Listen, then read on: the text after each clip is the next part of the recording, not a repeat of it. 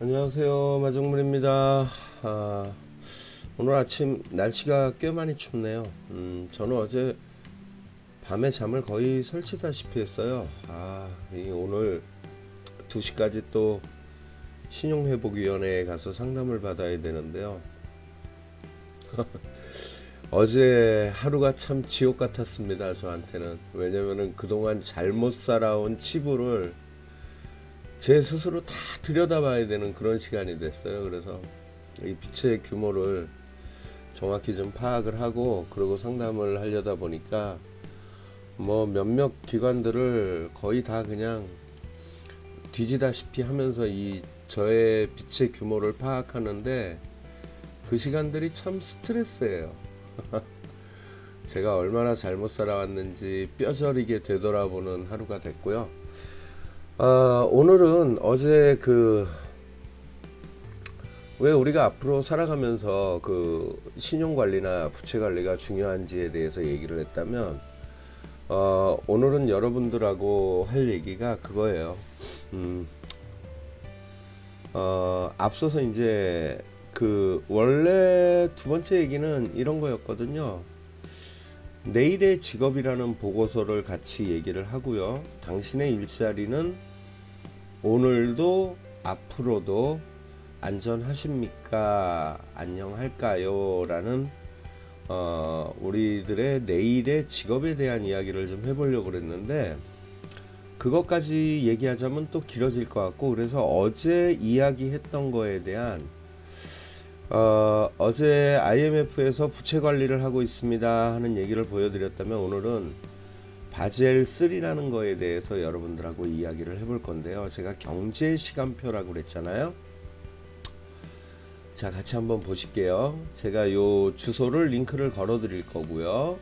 그 다음에 한국은행에서 발표한 자료인데 2014년 10월 31일 날 이 자료가 나왔다고 그러는데, 이게 2014년 11월 4일 날 등록이 된 걸로 나오는데, 이때만 제가 이걸 봤어도 지금같이 이런 힘드는 삶을 살지는 않았을 것 같아요. 그때만 해도 금융에 관심이 있고 이렇게 공부를 하겠다는 의지가 있었으면 이 동영상 한 편만 봤으면 지금 제 삶이 이렇게 힘들거나 어렵지는 않았을 거라는 생각을 하고 있고요. 그래서 여러분들하고 이 동영상을 보는데 이렇게 할게요. 여기서부터 쭉 흘러서 저는 시간이 약 50분 정도 지난 요 부분부터 여러분들하고 얘기를 할 건데요. 요 50분 이전의 단계는 바젤 1, 바젤 2에 대한 이야기예요. 그리고 제가 여러분들하고 얘기하고 싶은 바젤 3는 약 한 50분 정도부터 이 표가 나오면서부터 시작인데요. 2020년까지는 제가 볼 때 이 바젤 3 단계 중에 유동성과 레버리지에 대한 시간이었다라고 하면, 2021년이 시작되는 오늘부터는 이 세상이 열린다고 보면 될 것 같습니다. 거액 익스포저 꼭 이 좀 배웠다는 사람들은 영어를 써요. 한글로 해놓으면 좀 편할 텐데, 이 익스포저가 뭔가 확인을 해봤더니 노출된, 예를 들어 시장이나 또는 기업에 노출된 재정위기 금액을 나타내는 말이 익스포저더라고요. 자, 그러면 재정위기 금액, 그리고 어제 IMF에서 1950년부터 2019년까지 데이터를 딱 끊어서 이전 이후를 비교하듯이, 자, 그때 본 건 뭐냐면 부채 관리, 자, 익스포저, 재정위기, 노출된 금액. 자, 그래서 지금부터는 이 익스포저 세상이 시작이 되는데, 우리가 이걸 넘어서지 못하면 어떻게 되죠? 우리 의사 드라마에서 많이 들어본 얘기 있어요. 익스파이어라고.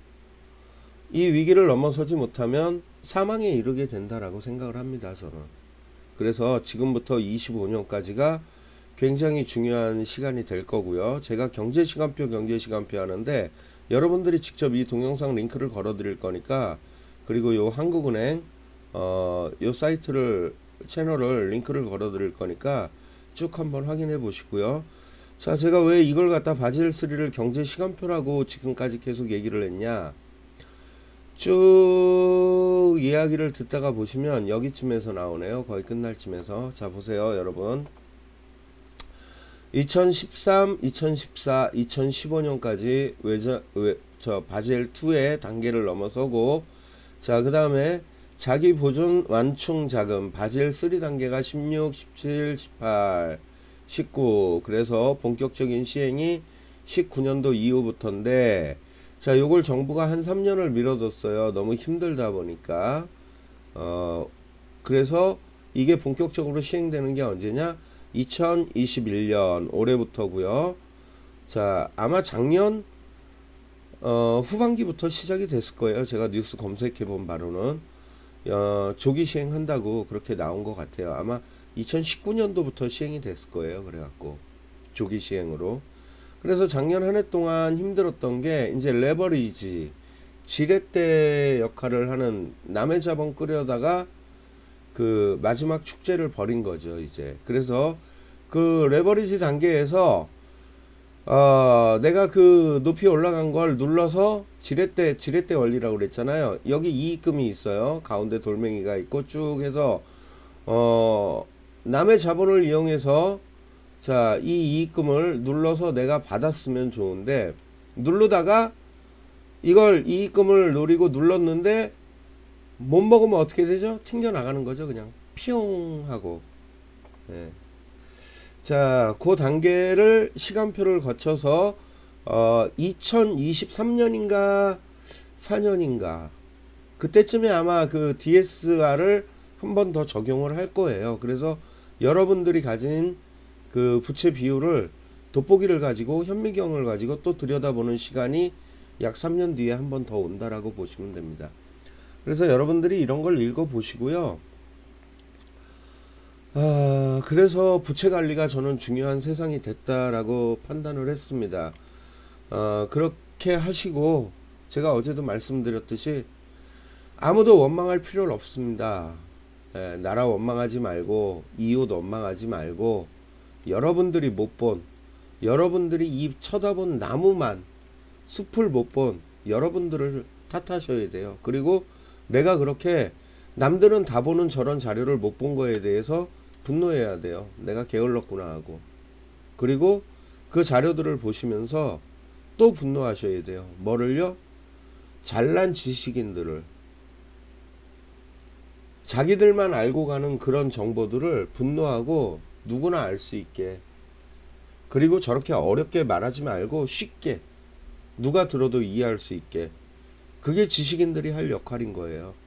그래서 그런 것들을 좀 실천을 여러분들 스스로, 왜 니들만 보냐, 우리도 좀 보고 살자, 왜 니들끼리만 고급 정보 갖고 니들만 아는 얘기 하냐, 못 배우고 무지한 사람들도 알기 쉽게 저런 중요한 것들은 수시로 방송을 좀 해서 우리가 위기에 들어가지 않게 그렇게 같이 좀 살자 하고 분노하고 실천하고 그렇게 바꾸셔야 돼요. 기업들만 돈 버는 그런 세상 말고요. 사실 여기에서 그 얘기하는 것 중에 하나가, 저는 그래요. 지식층이라는 사람들이 모르지 않을 건데, 이 화나는 부분들이 꼭 이런 보고서를 보다 보면 한두 개씩 나오는데, 유동성에 대한 설명을 할 때, 자, 여기 보시면 제일 빠른 유동성 그 재원이 뭐가 있냐면 돈이에요. 돈. 제일 빠른 건. 그 다음에 한참 그렇게 미쳐서 날뛰었던 아파트, 부동산 중에, 그 다음에 뭐 증권이나 보험증권이나 주식 같은 그런 증권들, 기업들, 기업 설비들, 그 다음에 석유, 그 시장에서 많이 얘기하는 것들, 그 다음에 뭐죠? 금. 자, 근데 이걸 보면서 우리나라는 하나가 더 있어요. 여기에 유동성 자본 중에 하나가 더 있는데, 여러분도 알고 다 잘 알고 계시는 건데 뭐냐면 시골 땅이 항상 껴 있어요. 왜? 제가 여러분들한테 얘기했죠. 아파트 같고, 그 다음에 주식 같고, 그 다음에 또 뭐 있죠? 이거 얘기를 안 했는데, 아파트 주식 다음엔 항상 환율입니다. IMF 때부터, 리먼 사태 때부터 환율을 갖고 놀았는데, 요즘은 뭐냐면은 요 환율까지도 지금 경제가 희한하게 돌아가요. 환율은 제가 볼 때 크게 그 기복이 없을 것 같고, 주식도 그렇게 급하게 확 꺼질 것 같지는 않아요. 단지 이제 그건 왜 그러냐면 세계 모든 국가들이 양극화가 벌어졌어요 지금. 그렇기 때문에 금리를 쉽게 확 올리지를 못할 거예요 이제. 아주 천천히 표시 안 나게 금리 조정이 들어갈 것 같은데, 그렇기 때문에 이제 뭐 외환 방어라든가 이런 부분에 있어서 어떻게 결과가 나오고 주식 시장이 어떻게 하락을 하게 될지 그건 잘 모르겠는데, 공부를 더 해봐야 알겠는데, 자, 제가 하고 싶은 얘기는 뭐냐면 여기에 시골 부동산 우리나라는 꼭 껴 있었다는 거.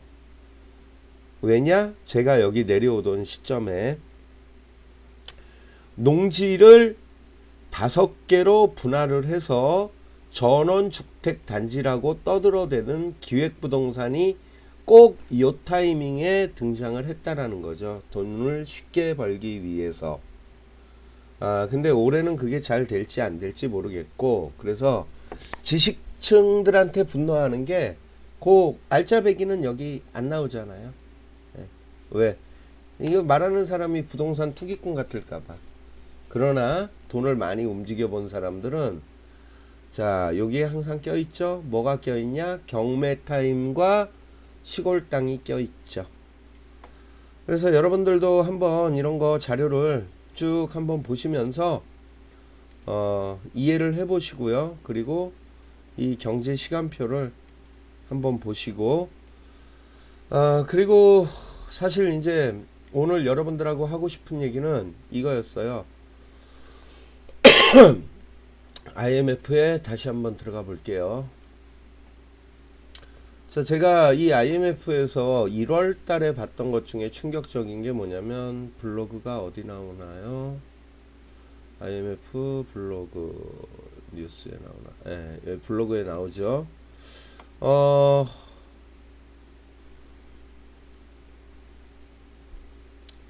이 블로그를 쭉 보다가 1월 달, 1월 초에 아마, 아이고, 왜 이러니? 왜 이러니? 왜 이러니? 예. 이 OBS를 돌리면 메모리를 많이 뺏어 먹더라고요, 컴퓨터가. 그래서 인터넷이 좀 불안정하게 되더라고요. 쭉 보다 보면, 전 그랬죠. 제목만 대충대충 본다고. 자, 여기에 나오는 이 부분이에요. 1월 7일 날 내일의 직업이라는 이 보고서가 기재가 됐어요. 근데 이걸 보면서 좀 섬뜩했죠, 사실은. 왜 섬뜩했냐? 이건 세계경제포럼 일자리 미래 보고서 2020이라는 보고서에 나온 건데, 세계가 이중 혼란에 직면했다라는 얘기가 나오고요. 그 다음에, 자, 향후 5년 동안 8,500만 개 일자리가 사라진다. 언제까지? 2025년까지. 그래서 업체들은 뭐를 한다? 기술의 통합. 뭐 기업들은 아까 얘기했잖아요. 그 익스포션 리스크 관리를 위해서 뭘 한다? 사람이 할 수 있는 부분을 로봇 혁명, 4차 산업 혁명으로 대체를 하면서 8,500만 개의 일자리가 사라지고 새로운 직업 9,700만 개의 새로운 일자리를 창출할 것입니다. 네, 새로운 직업이 나온다는 거죠.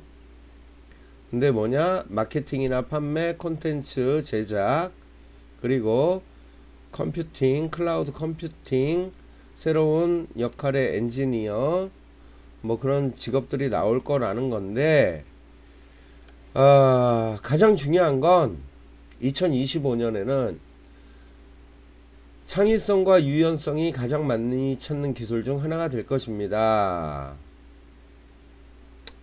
고용주는 비판적 사고, 분석 어쩌고 저쩌고 하는데, 자, 창의성 및 유연성, 이거 다시 얘기하면요, 여러분, 지금부터 일자리 잃는 사람들은요, 일자리를 만들어야 된다라는 얘기예요. 내가 직업을 잃게 되면 대체할 수 있는 직업들도 자꾸 줄어들기 때문에요. 그래서 제가 오늘 제목을 여러분의 직업은 안녕하십니까? 라는 얘기를 했어요. 왜? 기업들은 리스크를 줄여야 되는 상황이 왔고요. 그걸 뭐라 그랬죠? 아까? 인포머? 그 유식한 애들 쓰는 말로. 그러니까 손실액을 줄여야 되는 그 시점이 도래됐습니다. 기업들도. 그래서 그러기 위해서는 어떻게 해요? 자, 여기 나오는데 고용주는 84%가 원격 근무의 확장을 업무 프로세서를 신속하게 디지털화하도록 로봇화하도록 그렇게 준비들이 되어 있다 이미. 그리고 M&A가 시작이 됐다. 자, 이런 거 있어요. 제가 5년이죠. 5년 동안 이 귀농을해서 살아보는데 그 5년 사이에 자, 금융권을 놓고 얘기를 해볼게요. 제가 여기에 내려오던 16년도 15, 16, 17 요때 사회적 분위기는 뭐였냐면 시티은행 직원이었나 한미은행 직원이었나 명예퇴직으로 지점을 없앴죠. 지점을 없애면서 구조조정을 했어요. 그렇죠? 그리고 그로부터 5년이 지나니까 금융권이 사상 최고의 흑자를 내고 상여금 잔치를 했습니다. 근데 그 상여금 잔치를 왜 했냐? 결국은 금융업이 살아남기 위해서 리스크를 줄이기 위해서 돈잔치를 했는데 8억에서 10억대는 그 퇴직금을 줄 테니까 지금 그만둬라. 그게 작년 뉴스 중에 하나였습니다. 즉 금융회사들은 자신들의 리스크를 가장 빨리 줄이고 그리고 이제 뭐 사람이 필요한 은행은 이런 시골 말고는 할머니들 할아버지들 케어하면서 그 바지가랭이 속에 들어가 있는 그 쌈짓돈 꺼내는 역할을 할 수 있는 시골 외에는 사람이 딱히 필요가 없다라는 거죠. 예. 자, 그래서 당신의 직업 많은 부분이 위기에 와 있습니다, 여러분. 오늘 저는 제가 또 이따 오후 2시까지 어떻게 살아야 될지 또 신용회복위원회에 가서 상담을 받고 와야 되기 때문에 오늘은 여기까지 일을 하고요. 다음 시간에는 자영업 관련된 그 이야기를 또 한번 해보고 싶은데요. 자, 직업들 잘들 지키시고요. 그리고 힘드신 분들은 정말 진지하게 자기의 신용 점수가 몇 점인지, 그리고 내가 가지고 있는 빚의 규모가 일자리가 위기가 와도 갚아 나갈 수 있는 규모인지 아닌지 여러 가지 고민들을 해보시는 시간이 됐으면 좋겠다는 생각입니다. 자, 오늘 뭐 눈도 온다는데 여러분들 기운 내시고요. 저 같은 놈도 살아가고 있습니다. 언제나 슬기롭게 대처하고 조금 고달픈 시간이 있더라도 언젠간 다시 행복해질 수 있는 날을 꿈꾸는 그런 삶이 되기를 희망합니다. 언제나 공부하고 생각하고 노력하는 농부가 되겠습니다. 마중물이었습니다. 마치겠습니다.